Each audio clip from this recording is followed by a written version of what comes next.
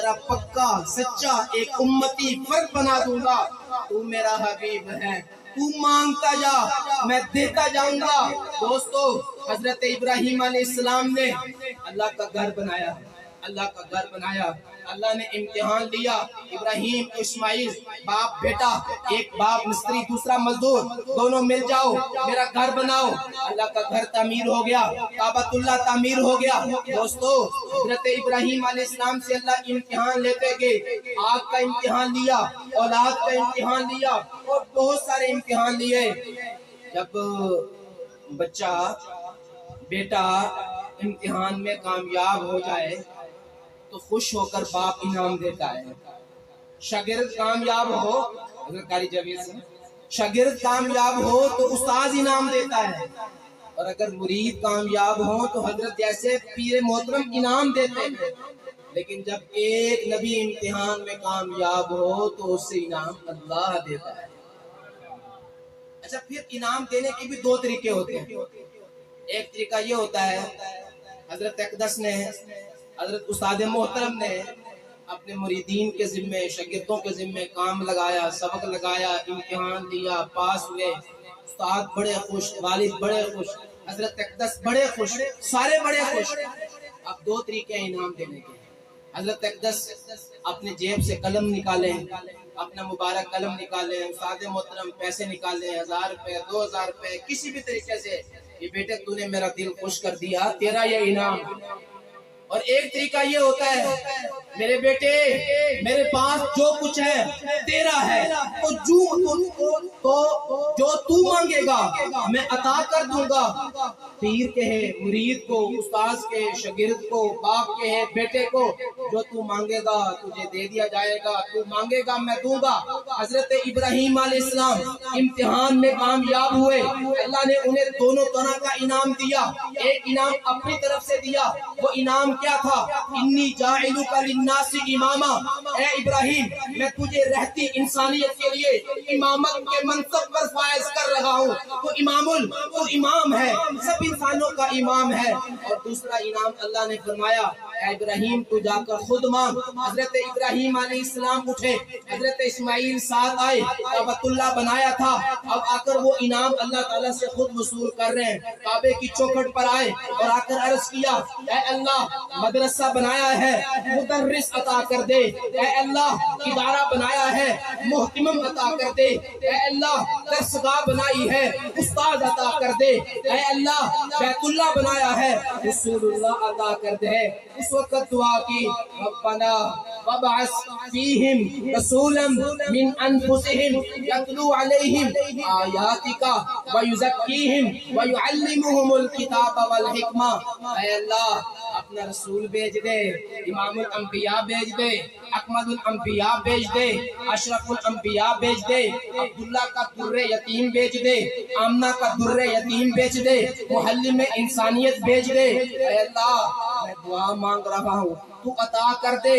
اللہ تعالیٰ نے حضرت ابراہیم علیہ السلام کی دعا کو قبول کیا, اور ان کی دعا کے صدقے سے ہم سب کو حضور جیسا نبی عطا کیا, صلی اللہ علیہ وآلہ وآصحابہ وسلم. اللہ تعالیٰ نے قرآن پاک میں 8 انبیاء کرام علیہ السلام سے اپنی گفتگو کا تذکرہ فرمایا. 8 انبیاء کرام اللہ تعالیٰ نے ان سے اپنی گفتگو کا تذکرہ فرمایا ہے. دوستو پورے قرآن کا مطالعہ کر کے دیکھو, جن کو اللہ نے پکارا, جس نبی کو اللہ نے خطاب کیا, نام لے کر پکارا. حضرت آدم علیہ السلام کو پکارا تو اللہ پاک فرما رہے ہیں, یا آدم اسکن انت وزوجک الجنہ, اے آدم آپ اور آپ کی اہلیہ حضرت حوا جنت میں رہیں گی. اللہ تعالیٰ نے حضرت نوح علیہ السلام کو پکارا تو نام لے کر پکارا, یا نوح اہبط بسلام منا وبرکات علیک, اے نوح سلامتی کے ساتھ ہماری برکات کے ساتھ کشتی سے نیچے اترا.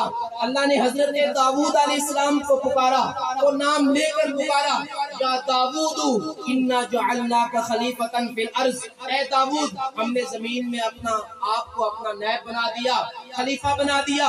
اللہ تعالیٰ نے حضرت زکریا علیہ السلام کو پکارا اور نام لے کے خطاب کیا، یا زکریا انا نبشرک بغلام اسمہ یحییٰ، اے زکریا ہم آپ کو ایک ایسا بیٹا عطا کریں گے جس کا نام یحییٰ ہوگا۔ اللہ نے حضرت زکریا علیہ السلام کے بیٹے حضرت یحییٰ علیہ السلام کو پکارا اور نام لے کے پکارا، یا یحییٰ خذ الکتاب بقوہ، اے یحییٰ کتاب کو مضبوطی سے تھام لے۔ اللہ تعالیٰ نے حضرت موسیٰ علیہ السلام کو خطاب کیا اور نام لے کے خطاب کیا، یا موسیٰ وما تلک بیمینک یا موسیٰ، اے موسیٰ تیرے دائیں ہاتھ میں کیا ہے۔ اللہ تعالیٰ نے حضرت یوسف علیہ السلام کو خطاب کیا اور نام لے کر خطاب کیا، یوسف اعرض عن ھذا۔ اللہ تعالیٰ قیامت کے دن حضرت عیسیٰ علیہ السلام سے خطاب کریں گے تو نام لے کر خطاب کریں گے، یا عیسیٰ ابن مریم اانت قلت للناس اتخذونی وأمی الہین من دون اللہ۔ لیکن میرے دوستو اللہ تعالیٰ نے ان 8 نبیوں کے علاوہ ایک اور نبی کو بھی قرآن پاک میں کئی جگہ خطاب فرمایا، لیکن کسی ایک جگہ میں بھی نام لے کر نہیں خطاب کیا، نام لے کر نہیں، بلکہ بڑے پیار کے ساتھ، بڑے لاڈ کے ساتھ، بڑے ناز کے ساتھ، بڑی محبت کے ساتھ، بڑی عزت کے ساتھ، بڑے احترام کے ساتھ، بڑے وقار کے ساتھ۔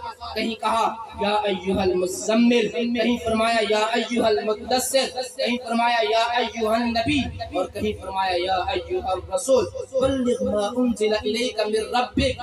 دوستو ایک دفعہ صحابہ کرام بیٹھے ہوئے تھے، حضور صلی اللہ علیہ وسلم کی مجلس تھی، ایک شخص آئے، دیہاتی صحابی آئے باہر سے، کہنے لگے یا محمد، اے محمد، نام لے کر خطاب کیا۔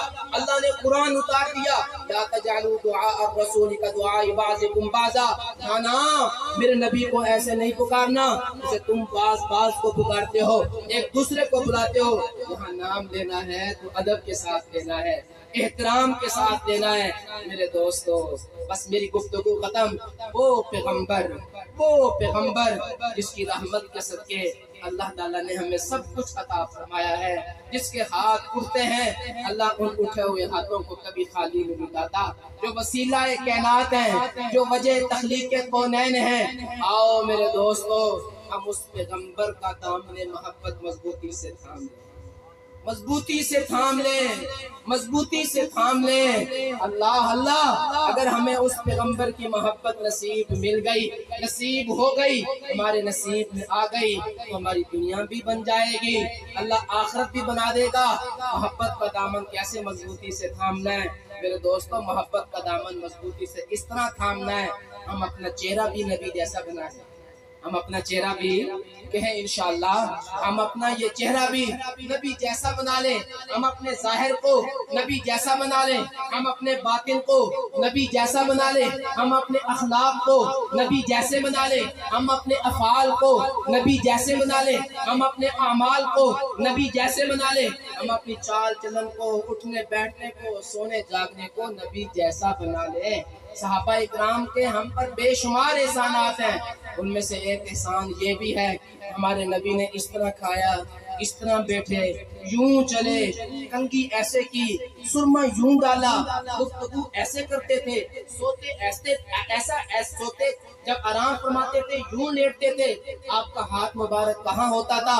جب آپ واش روم میں جاتے تو ایسے جاتے تھے، جب راستے میں چلتے تو ایسے چلتے تھے، نماز پڑھتے تھے یوں پڑھتے تھے، کسی سے معاملہ کرتے تو ایسے کرتے تھے، جب خرید و فروخت کرتے تو ایسے کرتے تھے۔ ایک ایک سنت ہمارے اور آپ کے نبی حضرت محمد مصطفیٰ صلی اللہ علیہ وسلم ہمیں مل سکتی ہے۔ آؤ میرے دوستو حضور کی سنتوں کو پڑھو، سنتوں پر عمل کرو، تاکہ ہم سچے عاشق رسول کہلائیں، ہم سچے محب رسول کہلائیں۔ اللہ تعالیٰ مجھے بھی اور آپ سب حضرات کو عمل کی توفیق عطا فرمائے۔ وآخر دعوانا ان الحمدللہ رب العالمین۔